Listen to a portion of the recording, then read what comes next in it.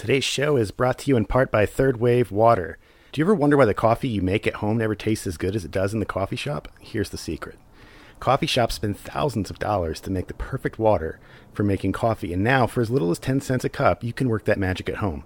Third Wave Water has a patent-pending formula of minerals that, when added to a gallon of distilled water, makes coffee brewing magic. Recently, at the U.S. Brewers Cup Championship, the first and second place finishers brewed their coffee with Third Wave Water. It's that good. Check out their website at thirdwavewater.com and use promo code HARDCORE for 10% off your order. That's thirdwavewater.com, promo code HARDCORE.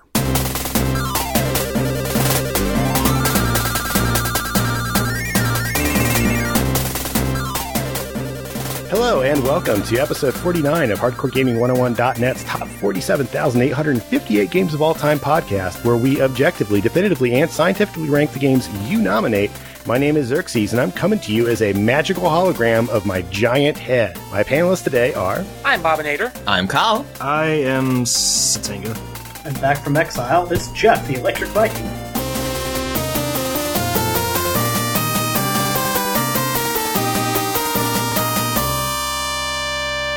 Welcome back, Jeff. And I got to take issue with this joke here. My giant head. How do you know my head is gigantic? It is, but how did you know? All samurai have gigantic heads, don't you know? Oh. All right. Spicy. Oh, I see. It's a joke related to one of the games we're going to discuss. So this episode's going to be a little bit different because it's 49th episode, and we all know how significant that number is. So 7.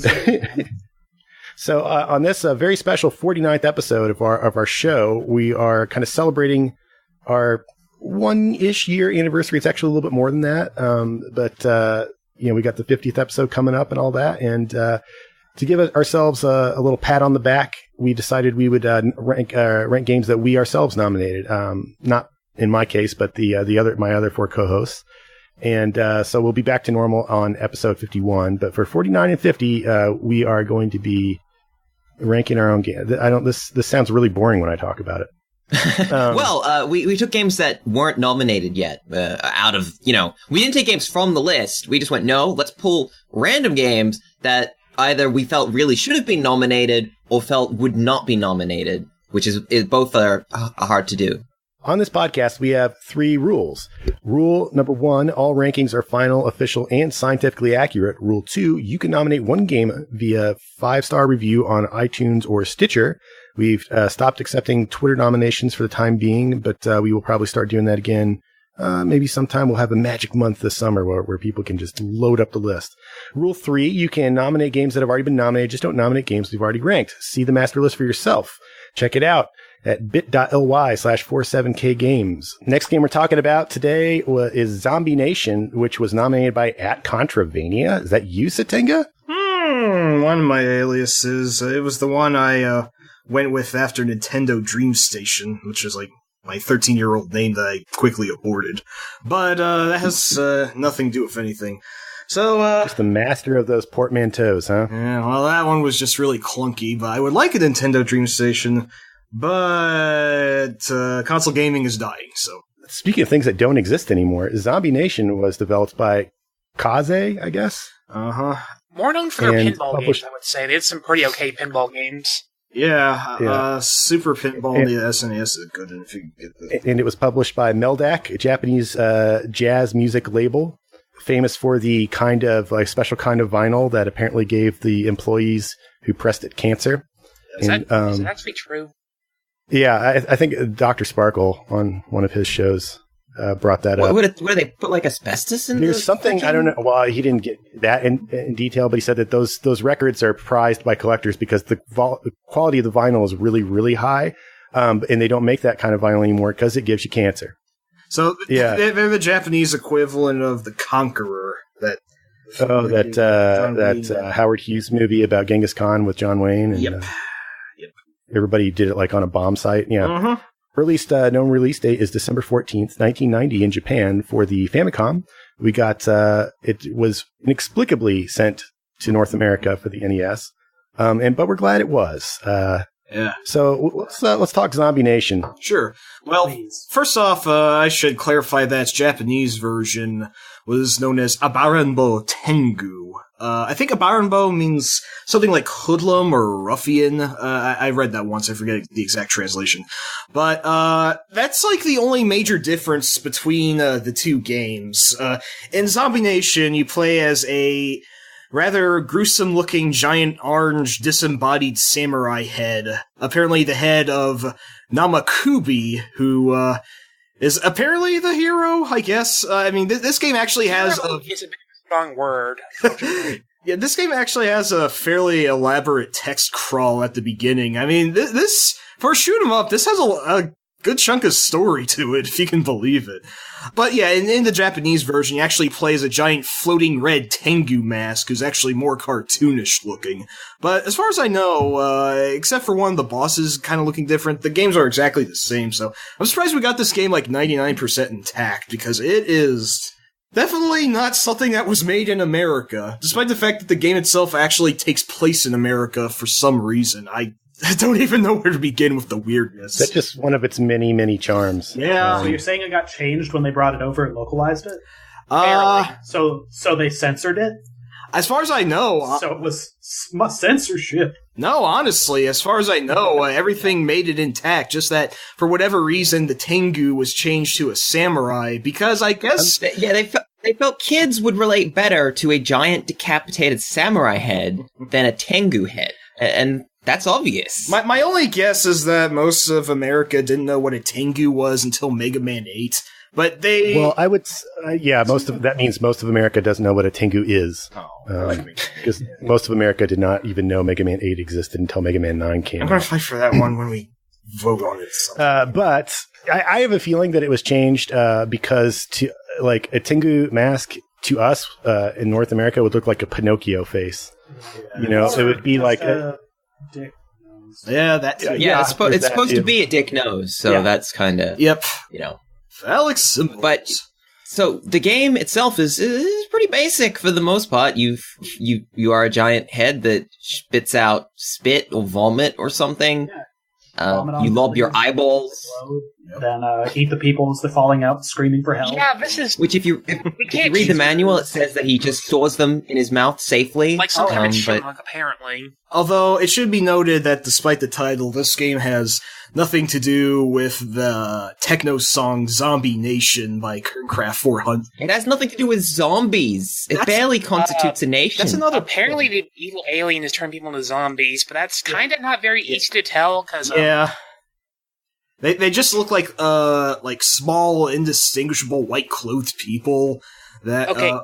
that shoot at you sometimes. So basically... so it's like Alabama. Hey. Oh, hey now. I love you, Alabama. Sorry. Hey, go for Mississippi. At least someone that, is from... What this game is about is basically, I guess you call a shmup, technically a horizontal shmup. Yeah. More like a cross between a shmup and Rampage, because it's primarily about, like, blowing up buildings and quote-unquote saving people. We don't know whether saving is just the nebulously eating them instead. Maybe you're like saving their souls because their bodies as vessels are already damned. I don't know. That's a morbid take on it. But you collect these people and you actually power up your eyeballs and barf up to 3 levels. And if you get any more power-ups, it takes 3 or 4 of them to power up. You get any more than that, you also get a star, which is an all-screen bomb that you can use at any time. Although it's not very powerful for bosses, it can be useful when things get a little clogged up. I've played this game and I have no idea what's going on right now. Yeah, pretty much. When you describe it, it's just that much more abstract. So I've not done a lot of drugs, but I have a lot of friends who have. And based on what I've been told, this game, just playing it, feels like somewhere between doing meth out of a light bulb or snorting over-the-counter Mexican diet pills, basically. The colors are disgusting. You are literally just a decapitated head vomiting and eating people out of the sky while lasers fire at you. It's horrifying. I cannot believe this came to the United States. I am just astounded. The game is most of the things in the game are a non-threat except environmental hazards, which pretty much instantly kill you. Yeah. So forget games. Yeah, counteractive to a lot of shoot 'em ups, you actually have a life bar represented by 8 jabbering samurai heads, which turn into skulls one by one if you take a good chunk of damage, but you're able to tank a good deal of hits, which is good because unlike other shoot 'em ups, you're kind of a big target, and you actually have some inertia as you fly around, so the control's a little sloppy. But you can take a good deal of punishment, unless you fly in front of some sort of laser, which actually looks like it's in the background, but can instantly drain your life and trigger a really obnoxious 2-note warning sign until you die. The thing is, it's pretty much like the only thing that can harm you, because bullets just kind of just barely take away your health, but just being in one of these hazards for like a half second, you're basically just dead. Yeah, it's kind of hard to...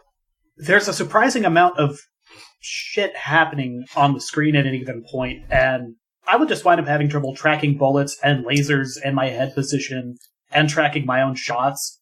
I had a hell of a time getting through level 1 of this game for a little while till I got good and kind of got over a hump with it. Mm-hmm. But like, as a technical piece for the Famicom, like 7 years after it came out, it's a decent little game. Mm-hmm. It's a nice. It's surprisingly well everything. I think it's a great game. There's a lot of effects I like, though, like the destruction effects and the lightning in the background of some of the stages. I think that's really nice. Yeah, the second area especially looks neat with that. And it's got a good rotation of stages visually. And there's a giant Statue of Liberty. Oh yeah, no, that's wrong with that. Yeah, no, that's the first boss. Actually, it can also instantly drain your life if you get blasted by its fiery torch. That's the only other major localization difference. In the West, the Statue of Liberty looks like blue steel and has a Medusa head full of snakes. In Japan, the statue is red for some reason, but she's got her normal crown on, so I don't know what that was. Like, maybe someone on the Western localization team said, hey, let's make her Medusa for some reason. Why not? Castlevania is big. Maybe they thought that it would cause a controversy if they had a giant samurai head destroying the Statue of Liberty. Maybe that would have been... That's actually a good point. I haven't actually thought of it. Yeah, I don't know whether this game is respectful or cruel to America. I don't know what they were going for. I think what it is totally batshit insane. Yeah. That's all we can say for sure. I'll just circle back here to what Jeff was saying. Is I was playing this last night to get ready for this, and it's probably the most time I'd ever spent with the game. I woke up this morning thinking, like, did I play that or did I just dream it? Because it was pretty late at night, and I'm like, what part of that was real and what part of that? This game. This game. And then when I hear you describe it back to me, I'm like, oh no, I was remembering everything crystal clear. Yeah, that's the second boss. For some reason, they made Paul Bunyan old and in a Speedo, but he's the hardest boss because he can kill you in one hit with his giant axes. He's a real axhole, that one. So, it's not even the, like, Jesus built my hot rod, like, level madness going on at any given point on the screen as well. It's like, also, the stuff you can do around this game is kind of nuts. Like, according to GameFAQs, which is relatively authoritative, it's not Wikipedia. Close enough. Apparently, there's an invincibility code that involves basically hitting reset 77 times and then inserting the Konami code. Wow. I'm not sure I knew about that. There's a level select that's triggered by hitting reset 25 times and then doing the Konami code. I don't think the game can keep track of resets. I don't think it can either. Like, I'm looking at this and being like, if these are true, that's even crazier than the shit going on in this thing already. Well, the thing of it is, though, the notion of a level select is BS because you can't select... There's one baked into it. Yeah, you can't select any level right off the bat. I mean, theoretically, you can... This game gives you 99% of itself off the beginning, for better or worse. Like, the only thing beating all 4 of the levels does is get you to a rather anticlimactic final boss against... Well, I guess it's supposed to be Darkseid, but it looks just like one of those green stereotypical humanoid aliens with the big black eyes just laying on its back in space. And talking about a gray? Yeah, a gray, but I think it was green, but yeah, green-gray. Let's go with that. That's usually a pretty good sign, though. I found like games that are just like, hey, if you would like to go, like, here's all of our content up front, just pick your level and go. Like, that's a pretty big show of confidence, as opposed to like, yeah, we kind of really skimped on level 3 or turned level 3 into this horrible wall, so we're just going to bury it pretty deep, and if people want to get to it, they'll get there. But like, I don't know, level selects right up front, pretty cool. I think fairly confident. No, this game I think it has as much freedom as the original Legend of Zelda as where you want to go. So. But really, that's actually the problem that this game may have, is that it is incredibly short. Yeah. You've got 4 stages, technically 5 bosses, and it is not particularly challenging and quite short for the most part. Yeah, I mean, the only caveat is they have limited continues, but yeah, even by shoot 'em up standards, this is only barely scratches like 20 minutes overall. It's not even a snack. It's just like 2 handfuls of potato chips as far as content's concerned. So this one had weird continues, right? Like, continues are not global; they're per stage. I think it's somewhere in between. Like, you get like 1 or 2 more continues next stage, but I think there is still a sort of across the level limit. Honestly, I've never really kept track of it, and it seems a little arbitrary. All I just know is avoid the electrical thingies, or in stage 3's case, the smokestacks, and you won't be losing so many of those. Maybe. I like stage 3. It's a 50-kilometer tall power station powered by uranium. Oh yeah, we were debating the logic of how big this thing really is, and it was taller. No, it was a third the size of Mount Everest. That was the size of the power station. The mobile uranium power station was What was your frame of reference to make this judgment? I got it based on the I think it was the size of the people, because you can see people in that level. How do you know they're people, not like sea monkeys or something? Well, because the manual calls them people. The manual says a lot of things, baby. Yeah, I don't know how trustworthy it is. Who knows what? Yeah, we got to explain this game, Charlie. I don't know what to say. I guess this is the sort of MST, Mystery Science Principle. Don't think about it too much. Just relax for Giant Floating Zombie Head 3000. Yeah, another thing I wanted to note about Stage 3, especially the second part, is how affably weird its music is. It's like starting out as what sounds like some sort of like horror film theme before it goes into something really jaunty, like I should be doing the Peppermint Twist or something like that.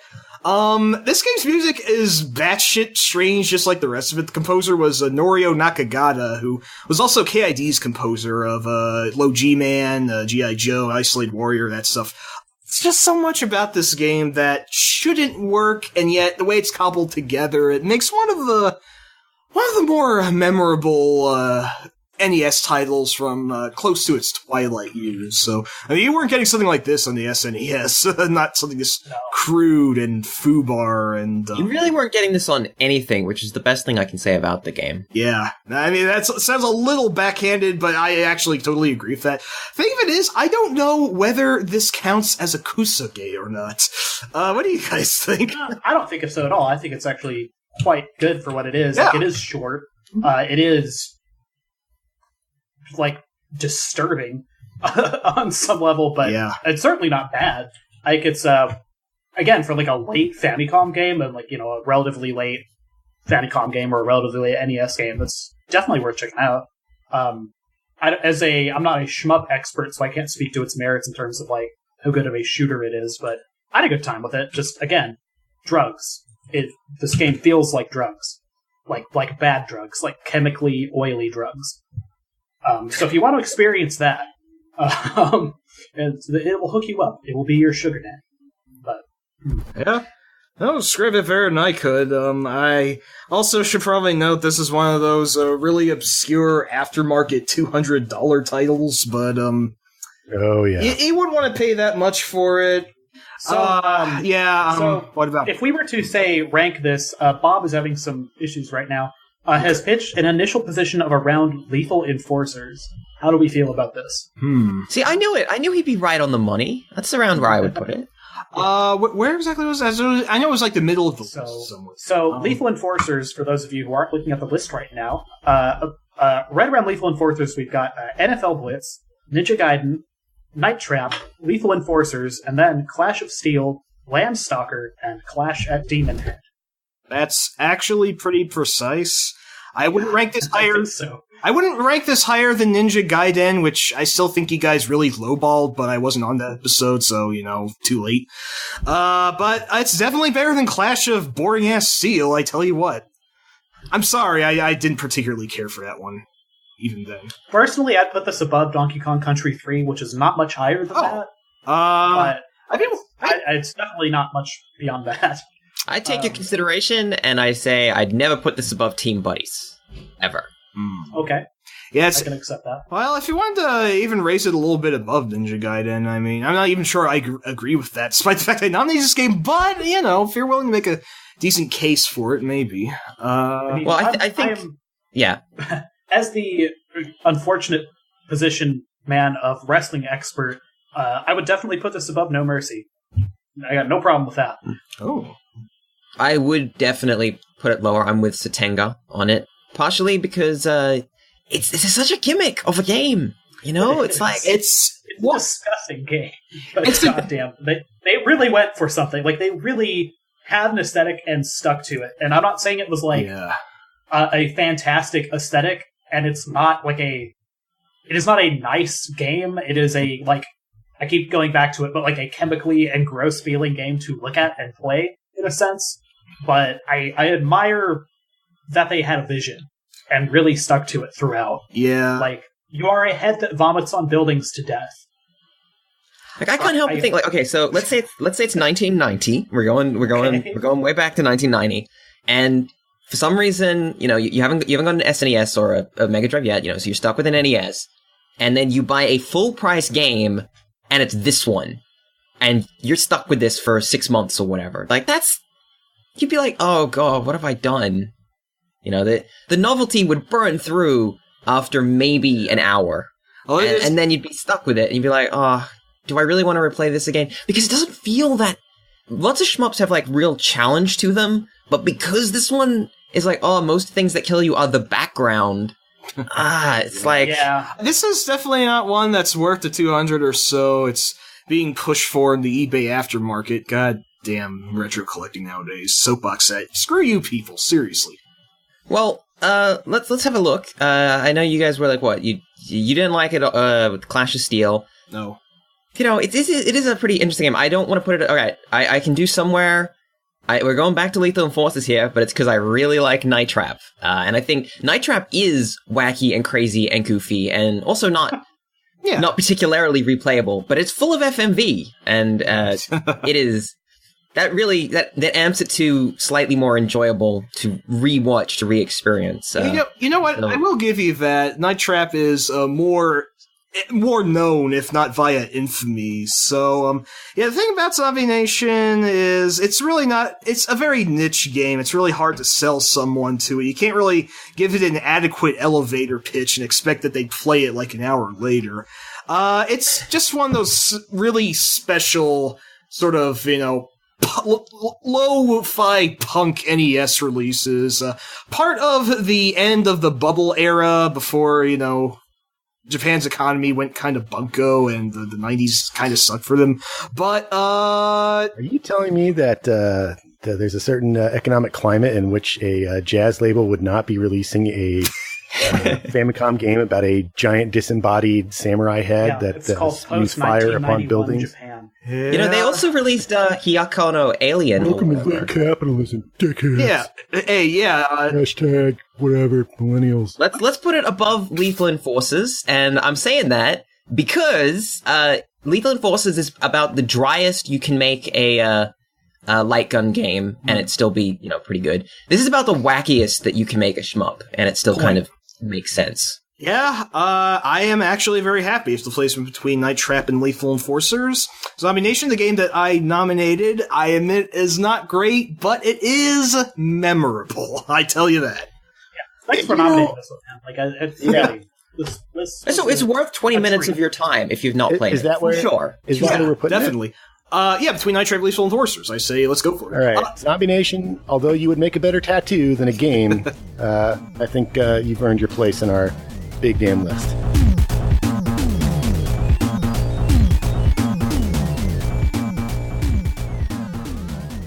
This week's episode is brought to you in part by Third Wave Water. Several years ago, I had the chance to live in Italy, and that's a nation that's rightfully proud of their espresso. While I was there, I learned that one of the reasons their coffee tastes so good is because of the mineral content in their water, and probably their pipes. So that means that even if I use the same coffee, the same machines, and I did it at home, my espresso would taste a lot worse than theirs because I don't have the same water. My tap water is disgusting. Your favorite coffee shop knows this, which is why they've spent thousands getting their water just right. And thanks to our friends at Third Wave Water, you can work that same magic for yourself for as little as 10 cents a cup. Their patent-pending blend of minerals brings out your coffee's natural acidity and sweetness. I've tried Third Wave Water for myself. It's super easy. I just opened a gallon of purified water, poured in a tiny little packet of minerals, switched it around a little, and used it in my perfectly normal, not particularly fancy coffee maker. And the difference was obvious. It's the same coffee I always use. But I don't know how to describe it. I guess I would say the flavor is clearer. You know how the side of the coffee pod boxes have all those little flavor notes? I felt like for the first time in my life, I felt like I could actually taste that stuff. So if you want to support this show and dramatically improve the taste of your coffee, check out thirdwavewater.com and use promo code HARDCORE for 10% off your order. That's thirdwavewater.com, promo code HARDCORE.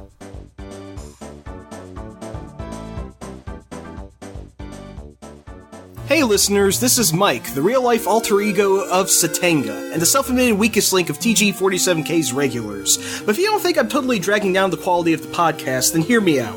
I've been writing for Hardcore Gaming 101 since I was in high school, and I'm proud to see the site flourish. But it could always use more help for the benefit of its creator, Kurt, especially since he's paying us for these episodes now.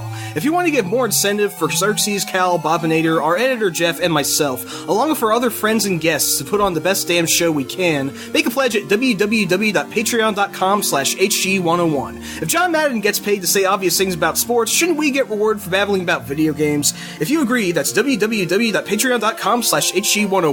Thank you and peace forever. All right, so the next game we're talking about is Shaq Fu, which was nominated by @KalYoshika, whoever that is, on Twitter. It was developed by, is it Delphine or Delphine? I always pronounce it Delphin. I don't know if that's right, but that's how I pronounce it. I feel like with the E there, you got to have the long I or the Delphine or something. I don't know. Delphine. I'm Australian, so we pronounce French things really offensively. English things, incidentally. Yeah, no, we're just like, screw it. We'll just make our own language up, and it'll be the exact same, but sounds stupid. We're on an island. There are no rules here. Anyway, all right. So it's developed by Delphine Software International. It was published by Electronic Arts for the Sega Genesis and Super Nintendo and God knows what else. Game Gear, Game Boy, and Amiga. We're talking about the Genesis one because it's the best one, and we'll get into why that is, but not right now. Earliest release date and territory is October 28th, 1994 in the United States. So I guess we got to say for our international audience who probably knows who Shaquille O'Neal is, but might not, he is a gigantic man who is also pretty good at basketball, but mostly he's just gigantic. And he has a really great sense of humor about himself. When this game was made, he was kind of at the height of his powers, I think. It was like the next big thing. Or the current big thing, I guess. And by big, I mean, 8 feet tall? He is huge. This was during a point in his career. He made some interesting choices, we'll say. He diversified himself outside of basketball into about 6 to 20 different franchising opportunities. He did that. He still does that. So he's selling car insurance right now. Working with the general. Yep. I mean, he clearly is it's like, you want to make some money? No problem. We can do this. He gets it. He was featured in WrestleMania last year. He was almost in WrestleMania this year. He is a man okay with taking the piss. Which can't be said for all of the professional wrestling's guests. But he seems like a nice guy. I would hang out with him. Yeah. Yeah, he sounds awesome. I've heard a few different stories of people who have run into Shaq in real life, and I've never heard a bad thing said about him. I'd also point out that unlike just about everybody else famous he's ever played basketball with, or alongside, there are no horror stories about Shaq being just a terrible person who does terrible things to people. Every story about Shaq I've ever heard is basically Shaq's a eccentric but nice guy. Shaq seems okay to hang out with, if for no other reason than he also seems kind of into games, which is why he likes games. So that's which brings us to Shaq Fu. So Shaq, who has sold everything from car insurance to soda pop to exercise plans to boombox genies. One of his very first products was Shaq Fu, which to me, okay, so we've talked about elsewhere how I found Sonic to be the crassest of crass marketing ploys ever as a 8-year-old, because I was basically like the male Lisa Simpson. But I also found Shaq Fu to be ironically awesome.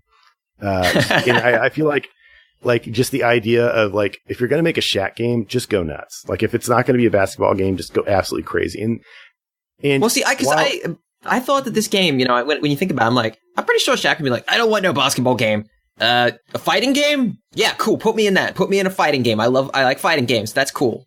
I'm not I'm not a basketball. I'm not just a basketballer. I want a game where I punch people and throw like discs of death. That's cool. I'm down with that. He was at the time, like he was the only other ball player in the same realm as Michael Jordan. Not because he was as talented a basketball player as Michael Jordan was, because he really wasn't. That's not really a slight, though.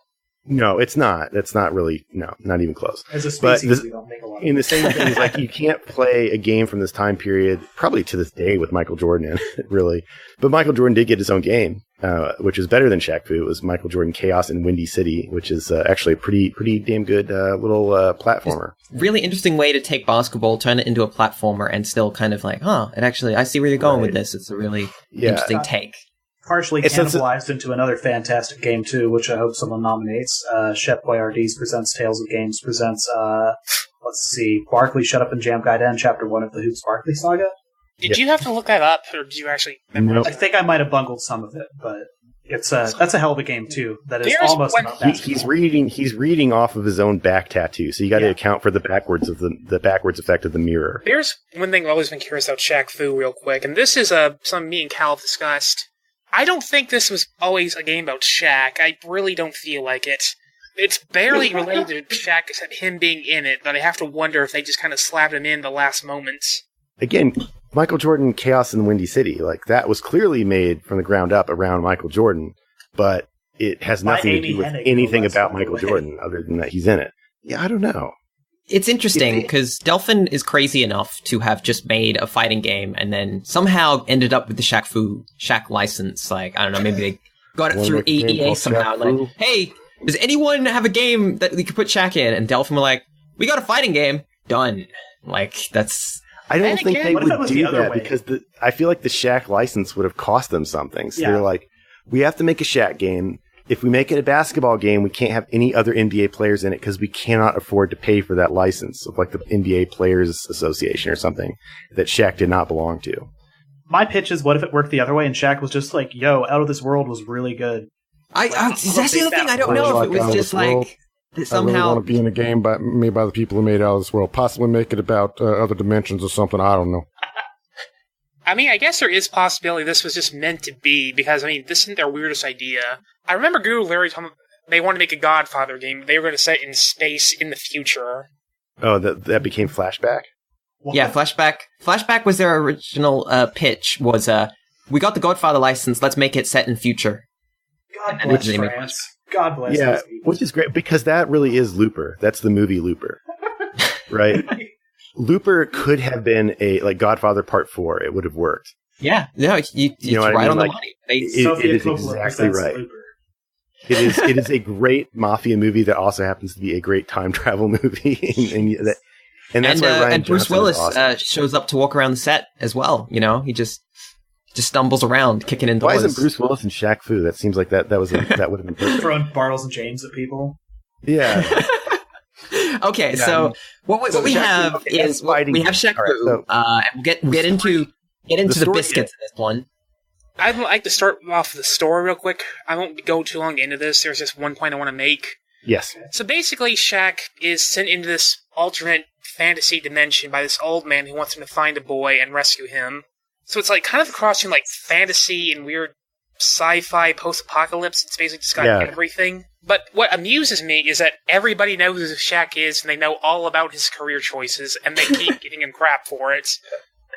They always, even though he doesn't like carry a basketball or use basketball-based abilities in the game, they still shit-talk his ability to play basketball when they beat him. Like the immortal Mummy Lord, who's the final boss, knows about his rap career, so, Which, incidentally, he has an album called Shaq Fu that was released before this. I don't know whether they were trying to tie that in somehow, whether they just thought it was a cool idea. I'm pretty sure they just heard that title and were like, we've got the Shaq license. Yeah. We need to make a game. We can't make a basketball game because we'd have to pay for other players. Otherwise, it would just be like Shaq versus a bunch of shlomos, like just nobodies. So they made the choice, for whatever reason. They ended up with a fighting game right after, this is really up there in the peak of, Street Fighter 2 fever is still burning strong. Fighting games are, everyone wants a good fighting game. Of course, they've never made a fighting game before. What they've made are cinematic platformers. And so what they ended up making was basically Prince of Persia, the fighting game. That's how it controls to me. Everything about it is like that. Oh, no, it is 100% that, like, they were just like, all right, there's so many frames of animation that are committed to each move. It's ridiculous. It is like Prince of Persia. Like it's like Karateka if it were turned into like an actual fighting game. Yeah. I'd not played this until this was nominated by Cal here, and I could not get over how good this game looked when it was moving. Like, it is so beautiful. It's nuts. How good. I mean, in all honesty, the first thing that attracted me to this game, to get into why I was interested in this game to begin with, this was years ago, but I'd heard the reputation, because I don't know if we've exactly mentioned this, but this game is kind of infamous for being bad. I'll say allegedly bad, but I would say infamous for being ridiculous, which is true. It's definitely infamous for being ridiculous, but I've read that this was a mainstay in like secondhand bins and discount bins. After the generation or whatever finished, like this was all over the place. You'd always find copies of Shaq Fu kicking around. But I looked at the game. I saw videos and stuff. I'm like, this game looks way too good for a game that they just, it looks way too good for a cheap cash-in. It looks like they put a lot of effort into what should have been just a non-game, you buy Shaq Fu, like you buy the Shaq license, you get Shaq. That cost all of your budget, so you make a terrible game. That's like licensed games 101. That's how it works. And then you look at Shaq Fu and you're like, but this game looks like they put a lot of effort into this. It's like, beautiful. That's crazy. It's beautiful. It's a fantastic looking game. I can't deny that. Especially the day and night cycles. You don't see that many fighting games at all.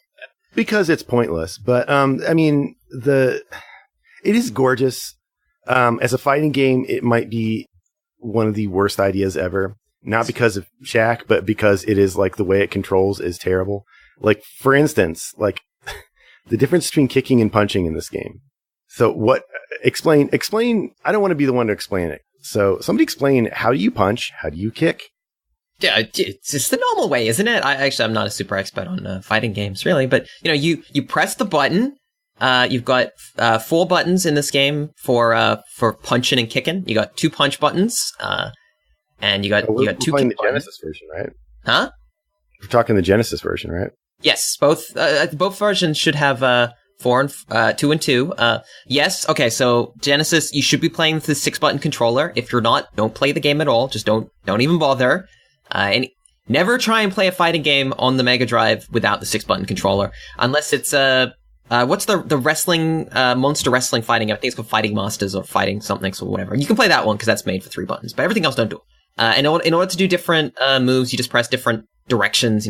Back and kick, forward and kick. They'll generate different moves.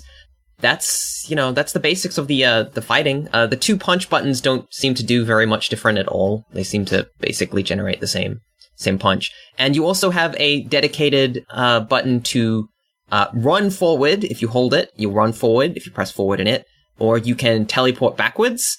And you can also hold that button down and press down, and you'll produce an energy shield to block energy projectiles. And that's okay. So I didn't realize that when I was playing the game. I guess I didn't realize it could use the 6-button controller. So if you use the 3-button controller, that's why you think the controls are insane. Yeah, well, I should have my problem. Should have caveated that somewhere. You have to press a button to toggle between. Yes, that is the yes. Well, okay, so you haven't experienced the classic Mega Drive controller on fighting games made for it, which is Mega Drive is a 3-button pad, and most fighting games use more than 3 buttons. So a lot of the games made you either toggle with a button or they made you toggle with the start button. A couple of them were smart and they chose the start button, and it's smart because it let you have 6 buttons in total. But don't ever do that, and I would call you crazy. But this is a 1994 release, as we said, and I think the 6-button controller was standard with the Mega Drive by somewhere in 92, I think, at least by 93. I'm pretty sure I got my Mega Drive in 92-ish, and it came with a 6-button controller, and I don't think... And the first 6-button controller for the Mega Drive was one of the best controllers ever packed with the console. So it is really good. Like the first one, not the second one. The later one with the Genesis Model 3 is garbage, but the first one is really good. Yeah, no, actually, I believe some people use it for fighting games still, in the sense that the Saturn controller, which is very much a basically Mega Drive 2 controller, that's still very popular as a controller. They're quite expensive in the secondhand market to get a good one. That's the basic Shaq Fu thing. This game doesn't really do combos as such, and that's kind of where this game... it doesn't really do fighting game moves so much. It kind of just does like arm and leg flailings. Like I said, it is very much like Prince of Persia, the fighting game. It's like, you know, like the stages where you're fencing in Prince of Persia, or like the parts where you're like fencing the big fat guy and all that stuff. That's what it feels like. And there's a very good reason why. Were you going to say why, Bob? Or I was going to say, really, to me, I think you've said this before, but this feels like a early 80s fighting game, like, say, International Karate filtered through Street Fighter. Yeah, that's what it is. And this is only... I don't want to... I'm not going to try and insult Americans here, but I feel like only Europeans could follow what the hell this game was supposed to be. Because basically, as you all know... the 8-bit microcomputers were very popular in Europe. We all know this, you know, like, and those We've things all had... heard this. We don't understand this. No, they were cheaper than the NES. That's the short of it, you know, like, your parents like, I'll buy you a computer because it's cheaper, and I'm not buying you that NES because you just play games on it, because whatever, that's how it worked. But what happened was, so they made fighting games for these things, right? And they had one button and a stick. So, variants of Karate Champ, like International Karate and Wade the Exploding Fist, were popular. And those games, you basically push directions on the joystick, and you held down the button, and then that became, you know, multi-directional punches. You know, like forward would be punch, down forward would be a different kind of punch, up punch would be like another kind of punch, backwards would be a kick. Kind of seems weird, but that's basically what you do. If those are your tools, that's what you make. In the 90s, when Street Fighter got popular, Street Fighter 2, obviously, not Street Fighter 1, Street Fighter 2 got popular. Now you had the scramble where people in Europe, you know, a lot of them are still on Amigas. You know, they're still on systems that basically really only have one button. So fighting game developers in Europe kind of drew on their influences from the 80s and tried to smash that up with Street Fighter. And you can see a lot of later Amiga games, and that includes, I think Body Blows actually is kind of like that. But you've got like Shadow Fighter. I think you've got a game called Elf or Elves or some stupid elf-based fighter, I think. And you've got Shaq Fu, and you've got some other games, and they're all this very strange Euro fighter smashed with Street Fighter 2 to try and make them work, and they don't really work because... No, they don't work. But you can see where they came from here. You can see, like, all right, that's how we make games here. To me, the most frustrating part about Shaq Fu isn't its failings as a fighting game, although those are palpable and suffocating. I would say it's not basically just like another world flashback. Like, just imagine a cinematic platformer starring Shaq. Yeah, I think that they had done something like that, but included Shaq fighting things. You know, you could even use the basic style engine. You just use the same engine as this game, and just have like at the end of each segment of the game, like you have to do some stupid like karateka fighting game style thing with whoever. But then it's like in between, like, you know, we're getting to this should have been for Sega CD, and it should have had Shaq like voice samples and stuff. This game's history is shrouded in mystery, and I have no idea. I tried to find French gaming magazines, and I did not have much luck. Don't speak French, but I would have given it a shot to try and find out if it had anything about French. PSA, if there's any French-speaking members in our audience, and if you happen to have any game magazines on hand that might go into this, please let us know, because we're dying to know what is the deal with this game. Because I do wonder, like, if they were thinking of doing something like Flashback, because the timeline fits, and then they're like, no, we're gonna do fighters, because they're what's popular, and they're like, all right, we can do fighters, we don't care, we'll do it, we don't care, we'll just do it. They should have just done a cinematic platformer, because that's what they were good at. I mean, I love those games. I love Another World, I love Flashback, and the only way that you could make them better is to put Shaq in them. And just imagine if they had voice samples, like Sega CDs, be like, I can't use this key card. I gotta get a different key. You know, it's like, I'm going to befriend an alien. You know, he could, that'd be really good. It's cool stuff. I'm personally not. Oh no, my leg was bitten by a slug with a big tooth. Slam dunk. Yeah, I mean, I'm not as disappointed with the final context of Shaq Fu because I don't mind the game. I actually like this kind of deliberate fighter. I'm a humongous fan of one of the greatest fighting games ever made, the Karate Tournament, which is fantastic. It's by Mitchell Corp. It's a wonderful game, but I do like this kind of thing where you just more like you sort of fake out your opponent. You just try and find an opening. You hit him once or twice, and then it's back to sort of repositioning, and that's just how the fight goes back and forth. Like a side-scrolling Punch-Out in a way, which is a terrible idea, but that's what it is. I like it well enough. The biggest problem I have is that the move inputs kind of are just insane. They're like a quarter circle forward, but if you don't do the timing right, the characters will just punch the air and then use their ability, and it's just like, what? The polling is not good in this game. It really makes it difficult to actually use abilities. But I think that Dark Soulsy and its animation priority, and triggering those animations is not fun. But it's not like you got your enemy player, is equally committed to his moves. It just doesn't seem to work that way. It's like the AI really cheats like crazy. Yeah. That's insanely. I think a reason I personally want to rank this where I want to is I didn't get the chance to play this with another human being, which I imagine is a very different experience than having the AI just bullshit, just stomp you into the ground and make you feel bad about it'd be a very interesting experience. There's only about 6 people on the planet that would take you up on that offer, though. I mean, I live with someone who will mash a fighting game with me and have fun with it that way. And that's, I think, a good bar is if someone can, get into a fighting game and literally just mash buttons and have an okay time with it. It's probably an okay game. Yeah, and part of the fun of a fighting game, at least post Street Fighter 2, is just to see the characters, to see the animations, to have the fun of just seeing something crazy unfold on screen, have all these different moves happening, and maybe you accidentally make something really cool happen. It's oh, that's awesome! If there was a world before everyone knew all of the fatality combinations for Mortal Kombat 2, and they had to be fished out slowly.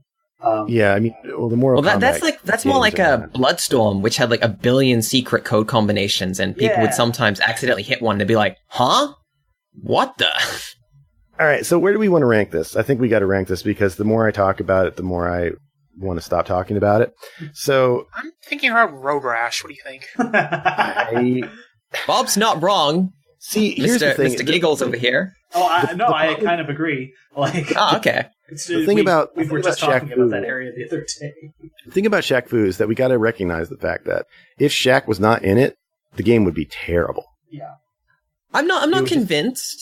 There's a few reasons why, least of which, I have no idea whether the game would have been more refined or not, and I base that... I don't think it would have been released for consoles. If it's a weird game because... It would have been stuck in the Amigaverse where nobody would ever think about it or talk about it again. They rushed the SNES version out, and I don't know why.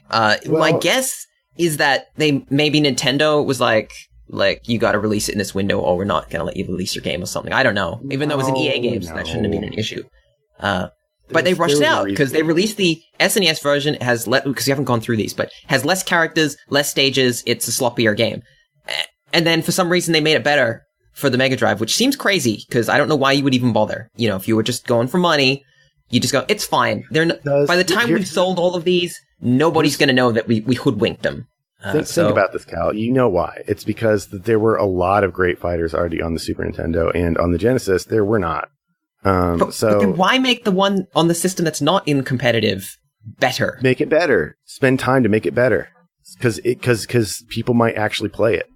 I did. I like fighting games. I'm desperate for a fighting game. Here's one that looks like they put in some effort. Put your best foot forward on the place where it's actually going to make a splash. You're never going to make Shaq Fu good enough to compete with the SNES, the best of those fighters. It's just not going to happen. I think it sold pretty well on the SNES, though. I think it did. Well, everything sold well because it had Shaq in it. I mean, that was the genius of the license, and because you couldn't get more popular than Shaquille O'Neal at this point. If we got down to brass tacks, if we were to compare Shaquille O'Neal's popularity to, say, Bill Laimbeer's popularity, relative to our ranking, no comparison. Yeah. Okay, just saying. I'm pretty sure I've never heard of Bill Laimbeer before his dumb game, so... No, I mean, and also Shaq Fu is a better game than Bill Laimbeer's Combat Basketball. And also Shaq Fu is a better name for a game. It is. Shaq Fu is a name that transcends time. Really, Shaq Fu is, and thank God Shaq is out there making sure that Shaq Fu 2 happens. Yeah. I'm The only way Shaq Fu 2 unsure is better. about that game because it's had nothing to do with the original, so I'm not sure who it's supposed to be. Why would it? Why would it? Why? It's a hard reboot, you know? It should just be called Shaq Fu 2, Too, you know, question mark. What's good is they should just go like the flashback route where he will just stumble eventually upon an arcade cabinet where he can play the original Shaq Fu. That's ultimately better than Okay, what Shaq could buy Delphine Software's entire catalog right now. Yes. You know, He should. That'd be great. The general he pays, has man. one car insurance commercial, he could buy everything they ever did. Shaq Fu, depending on your system of choice, and if it was the Mega Drive or the Game Boy, you were actually onto a pretty decent game. The Game Boy version is surprisingly good. It's one of those Game Boy fighters that is playable, and that's actually a huge step up from most Game Boy fighters that were not. So, you know, hats off to that. I think it was actually made by THQ as well, which is weird, but Which is weird that it's any good at all. Yeah, I mean, yeah, but you know, it's actually decent. how can you be that upset at Shaq Fu for the Genesis? Because it does have a lot of stuff happening in it. Yeah, they don't know how to make a fighting game, but it looks gorgeous, and it's got Shaq in it, and it's like, what do you want?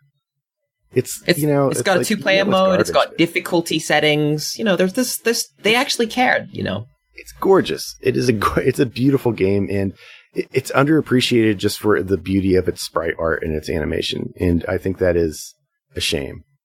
It's a very tough game in terms of fighting games because fighting games went in a completely different direction. You know, they were already going in a completely different direction when Shaq Fu came out. Don't think of Shaq Fu as a fighting game. Think of it as a complicated version of rock, paper, scissors. Right. Don't think of it as it's a fighting game. It's like, no, it's like a do something at the right time game, you know? It's kind of like, something that's very important is that I think fighting games have niched themselves over the years. You know, like the definition of fighting game is incredibly specific now. You know, it's kind of like Pit Fighter, though. This is bad. This has got more than Pit Fighter. You have special abilities that you can block, and you've got regular abilities that you can block with a different thing. There's more going on. I don't want you to sell it too short. You'd rather play Pit Fighter. You'd rather go out and play... No, that's not true. Let's not be crazy here. It's stupid. Nobody I just would want rather to play say, Pit Fighter. I think these people who are making this, I don't know if it's still a thing, people who are making that big campaign to destroy Shaq Fu, they are crazy. There are so many worse fighting games easily. Worst fighting games on the Mega Drive. Let's talk about that really fast. The campaign to destroy Shaq Fu, because I'm mostly aware of the guy who's trying to save Shaq Fu. It's not me, by the way. There's someone else. Yeah. There are literally dozens of us. Why not, I don't know, Fighting Masters or Slaughter Sport or Budokan or Pit so many Fighter. bad fighting games. Damn, if you get rid of Pit Fighter. But yeah, no, that's usually something that, and one of the reasons I actually wanted to just rank this one was just, as a game, it's like, what? It's not that bad, you know? Freaking Game Trailers rates it as Game Trailers, which I think is a website that's dead now. Good riddance, rated it as the 4th worst game of all time. Not even 4th close. worst. No. Let's look at the bottom of our list here. Eek the Cat, Amagon, Wall Street Kid, Sewer Shark. I mean, you even dodged the very bottom of the list, which is barely constitutes games, you know, Yeah, Uncanny X-Men for the NES, The Fabulous Wanda, which I don't even know what that is. It's more like a science experiment. I would put Shaq Fu, I would put it in the Gekisha Boy range because there's something to it, but or Bugs Bunny in Rabbit Rampage. That's another good comparison because that's a beautifully animated and drawn game. Games don't control super well. I would put it, you know, I'd put it above at least, and this is at least above Rats. Rats is a game that's such a baseline nothing. There's no vision or effort at all in that game. Rats is, in my opinion, overranked. If it weren't for the fact that it is where it is in the list is scientifically accurate and 100% objective, I would seriously doubt that Rats belongs where it does. But I guess it does. You know, I do still think, you know, Shaq Fu, you know, I have no mouth and I must scream. Okay. Is that too high? Shaq Fu has this much going for it. All right, let's just go down the checklist. By you, name, yes. Perfect. All right, 10 out of 10 for names. Concept, I would say 7 out of 10. It's pretty solid. It's pretty solid concept. Shaq goes to Japan for no reason. It's actually kind of more China, but also India, Tokyo but also for no reason. Old Chinese man in Tokyo tells him to go to another dimension to rescue a boy for no reason. So far, I think I'm they refer to it to the board Far with this. East while they're there, which is confusing. No, he To says them, the he's Far never East told is like Tokyo, it's definitely Wyoming, Japan. right? So that's all good, concept right? good. Conceptually perfect. But then everything else is not so good. No, I mean, you left out animation art. It's got to be like 8 or 9, I think. That's true. That's very good. It's pretty high. As far as, fighting games go, there's a couple of interesting characters with interesting moves in this game. I think it's got a couple of cool things going on. Like they put characters with teleports and characters with actually, there's a character who I hate with all of my heart called Nezu, and he actually is a trap-based character. He throws like mines onto the ground and freezes people in place and things.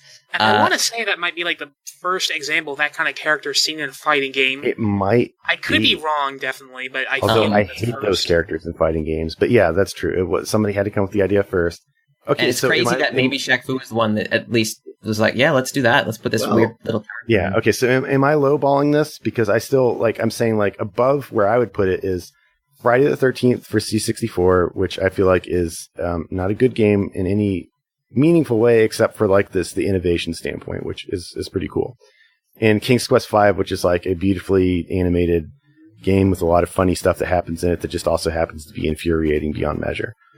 Yeah, we don't like that game. So I feel like this is good company for Shaq Fu, is what I'm saying. You've missed out. Directly above that is Bomberman Hero. And frankly, Bomberman Hero is such a throwaway Bomberman game, on so many levels that It's not really a Bomberman game is the problem. But Shaq Fu isn't dull. I'll give it that much. Alone, on the concept of Shaq Fu, gaming is so much better for Shaq Fu existing in an intangible way. It's a great thing to have that actually exists. It's such a encapsulation of its period, and kind of this crazy, let's make a license the most insanely stupid, great idea and screw it up on a lot of levels. And I think that's a lot more interesting than, so Bomberman Hero. I can also see ranking it above I Have No Mouth and I'm a Scream because that game cannot be finished in some versions, right? That's right. In the German version, you cannot finish it because you don't get to play in the concentration camp level for really obvious worse reasons. than Rats, though, is a question. I don't want to ever play Rats again to figure it out. So, Rats is a playable Game Boy game. That's why it's there. That was that was kind of it. It was this is I'm not just saying it's not bad, but All right, so can we? Okay, so I'll compromise a little bit and put it above Friday the 13th, but below King's Quest V. Really? King's Quest V is a game that you can talk about to people, whereas Shaq Fu is a game you can only describe. You can't actually talk about what happens or what you do in it. You can just say, well, it's Shaq Fu. You kind of go to another thing and fight some things, and then, I don't know, man. It looks really cool. It does. It looks really cool. But we've talked about it for a long time. I would rather so maybe experience a GIF of Shaq Fu than play Shaq Fu. It is better experienced in GIF form. I agree. That's actually true of King's Quest V as well. I think they're perfect pairing. I'm just wondering above or below. I think that's the only real thing, and I don't have a lot of stakes in that fight. King's Quest V is the 5th attempt at King's Quest. And I think by that merit alone, Shaq Fu was the first attempt at Shaq Fu, and they would have gotten better. No. Shaq, that's not fair, because King's Quest V is the 5th attempt at a graphic adventure game in the tradition of King's Quest, and there were many other games that based that off of, or there were not as many games to base that off of in that sense as there were fighting games at this point. When Shaq Fu came out, there were so many great fighting games out there already, or good fighting games, that nothing should be this bad. I'd like to make my argument above going above King's Quest V. You can only play King's Quest V once, but you can play Shaq Fu until you're tired of it. Although that might be different times depending on the person. Same thing. You don't need a walkthrough to really get through any part of Shaq Fu. It even gracefully tells you different moves when you game over. It lets you know how to use Here's your this other abilities. stupid thing you can try to do that won't actually make any difference. Go for it. Yeah, it will work sometimes. Sometimes. But it doesn't help. I'm putting my foot down. I'm below King's Quest V. I've been. You're a monster. King's Quest V has memorable stuff to it besides the concept of King's Quest V, whereas Shaq Fu has almost nothing worth talking about besides the fact that it's Shaq Fu. I mean, the artwork is beautiful, but it's not like so great that it has to be put above. I mean, it's not even great by Delphine's standards. Like, they did better work before this, and they would do, I think, probably better work after Shaq Fu too, at least graphically. So this is almost the peak of their 2D stuff. Just true. Yeah. Unfortunately, 3D games came after, and Delphin kind of dropped the ball a little bit after that. But right. I think that's is that 2 or 3 for below King's Quest V? I think Bob's was still above King's Quest V, I think, unless he's being swayed by your persuasive arguments. I think I'm outvoted here, so... Well, no, I don't know that. No, we got 4 people total, and I think 2 are above and 2 are below. So I want to say above, because I'm just not super fond of King's Quest V. All right, so we got to flip a coin. All right. Sweet. Working on it. Getting one right now. Okay, who's got a coin? Shaq's going to call it. All right. I choose heads. Yeah, okay, so you choose heads. Okay, go. Tails. Dang it. All right. It's okay. Shaq Fu 2 is coming to a digital marketplace near you. Target date 2021, 2022, I don't know. Ride with the General and save some time. All right, General, that's perfect. No. Excellent. Now, if you'll excuse me, I must retire to my mansion.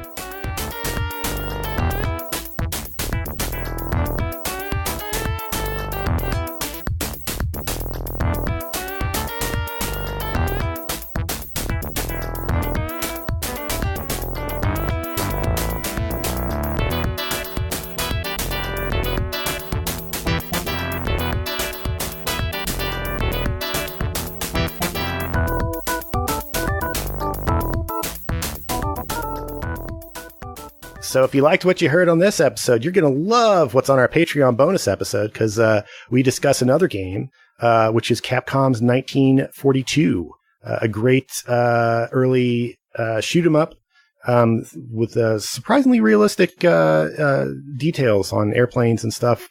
It's pretty cool. So if you are a Patreon subscriber, you'll be hearing that right now, probably. But if you're not and you're hearing this instead, that's what you're missing out on. You know, it only takes a very small monthly donation on Patreon to get that. So don't forget, patreon.com/HD101. That's all for this episode of HardcoreGaming101.net's Top Games Podcast. Special thanks goes out to, are we really going to thank ourselves? At Contravania and at Kalyashika on Twitter. Follow them for the bizarre rants. Actually, I thank you guys. Don't really get on Twitter much nowadays, but you can check out whatever I posted like 6 months ago. So. It's okay. We've hacked your account and we just yeah, it's probably all the, for the best. Just string it up like the corpse. I actually just of post nothing but extreme dinosaurs on Satanga's account. Okay, we're using it to dump like WikiLeaks information from the film collection. Well, as long as it's not highly illicit porn, then do what you want with it. Not highly illicit, just regular illicit. That's fine. Go for it. I've had a few beers, but I'm still cool to drive. Thanks as well to those of you who we didn't get to today because we were too busy patting ourselves on the back. But we'll be back to normal soon, but not immediately. Thanks as well to my lovely co-hosts and compatriots. Thanks to our editor, Jeff Rude, our theme song composer, Miteki, our technical assistant and video editor, Bobinator, and of course, thank you, listeners, for your support and feedback. You can support this podcast by making a small monthly donation at patreon.com/HG101. I know I did. And you can help us out by subscribing to the HG101 YouTube channel and by following at GCINX and at HG_101 on Twitter. But most importantly, help us claw our way into the podcasting firmament by getting on iTunes, subscribing to HG101, and giving us a 5-star review. Do it, or we'll do our next podcast entirely in rap form. Until next week, keep keeping it real.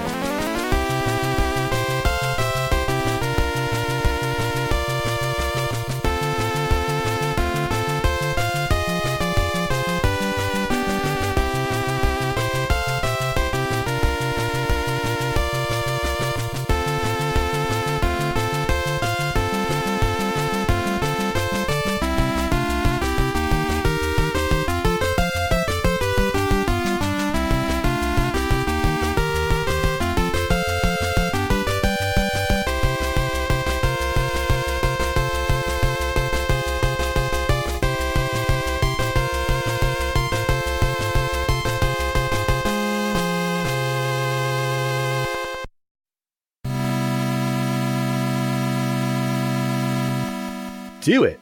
Or we'll do our next podcast entirely in rap form. And I'm Australian and white, so that is a really bad combination. Are there any Australian rappers? I gotta look this up after we're done with this. There have to be hundreds by now. One of our not famous Australian rappers ate a bunch of lobster and other seafood and fled the restaurant, refusing to pay his bill into the ocean. That's a real thing that happened. Pretty recently. gangsta. It's the greatest thing I've ever heard. I can almost guarantee you that who are some of like the also rans in NWA, like Arabian Prince, probably did that a couple times. Got an Arabian Prince joke in there.